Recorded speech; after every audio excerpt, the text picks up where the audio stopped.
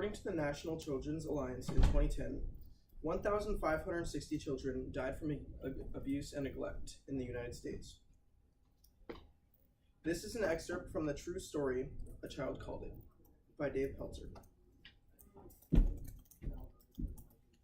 Before the station wagon comes to a complete stop, I dash out of the car. Mother yells for me to return. I've forgotten my crumpled lunch bag. Before I dash out of the car again, she says, Tell him you ran into the door. Because I'm so late, I have to report to the administrative office. This gray-haired secretary greets me with a smile. Moments later, the school nurse comes in and leads me into her office, where we go through our normal routine. First, she examines my face and arms. What's that above your eye, she says. I nod sheepishly. Oh, I ran into the hall door by accident. Again, she smiles and takes a clipboard from the top of a cabinet. She flips through a page or two, then bends down to show me. Here, she points. You said that last Monday, remember? Again, I quickly changed my story. I was playing basketball, and I got hit by the ball. It was an accident. Accident. I am always supposed to say that. The nurse leaves the room. She returns a few moments later with Mr. Hanson, the principal, and two of my teachers, Miss Woods and Mr. Ziegler. Mr. Hanson knows me very well. I've been in his office more than any others, kids in the school. He looks at the paper as the nurse reports her findings. He lifts my chin. I'm afraid to look into his eyes, which is mostly a habit of trying to deal with my mother. But it's also because I don't want to tell him anything. Once, about a year ago, he called my mother to ask about my bruises. At the time, he had no idea what was really going on. He just knew I was in trouble. I was a troubled kid that had been stealing food. When I came to school the next day, he saw that the results of my mother's beatings. He never called again. Mr. Hanson barks. He's had enough of this. I almost leapt out of my skin with fear. He's going to call my mother again. My brain screams.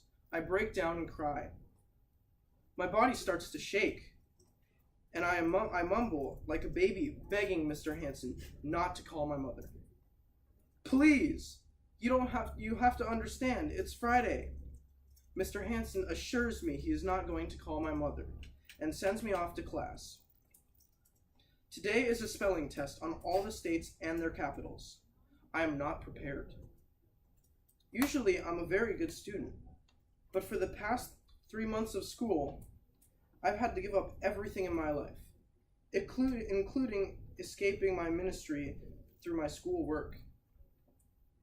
I'm summoned back into the principal's office. The secretary leads me into the teacher's lounge. It takes a moment for my eyes to adjust to the light. In front of me, sitting around at a table, are my homeroom teacher, Mr. Ziegler, my math teacher, Miss Moss, the principal, and Mr. Hanson, a police officer. My feet become frozen. I don't know whether to run away or wait for my feet to cave in. The secretary closes the door. I take a seat at the head of the table, explaining I didn't steal anything today. Smiles break from everyone's depressed frowns. I have no idea they are about to risk their jobs to save me. The police officer explains why Mr. Hanson called him.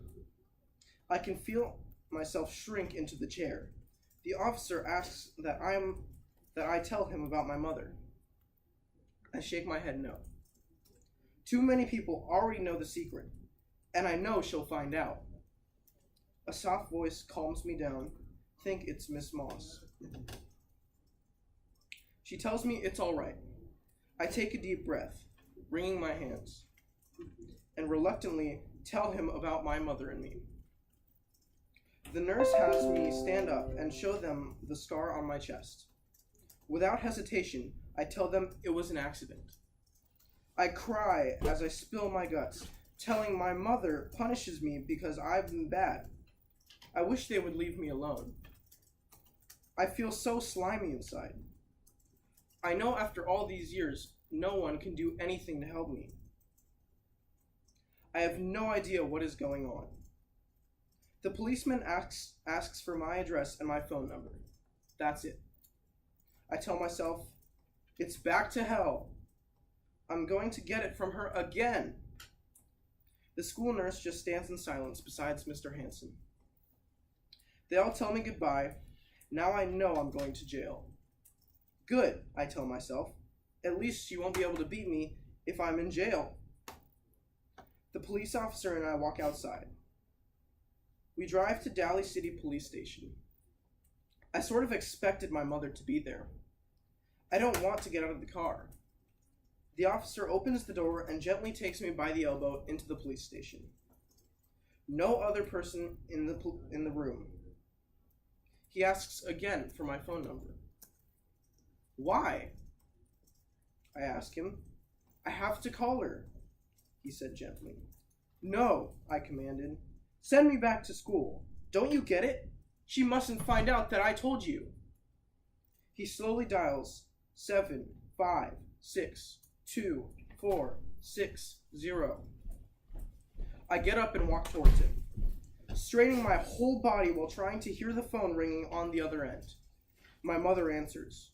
Her voice scares me. The policeman waves me away. Mrs. Peltzer, this is Officer Smith from Daly Police Station. Your son David will not be coming home today. He will be in custody of the San Monitou Juvenile Department. He hangs up the phone and smiles. Now, that wasn't so hard, was it? The look on his face tells me that he is reassuring himself, more than he is me. A few minutes later, we are on the Highway 280, heading toward the outskirts of Daly City. I look to see signs that read, "The most beautiful highway in the world." The officer smiles with relief as we leave city limits. David Peltzer, he says, you're free. Thank you. Good.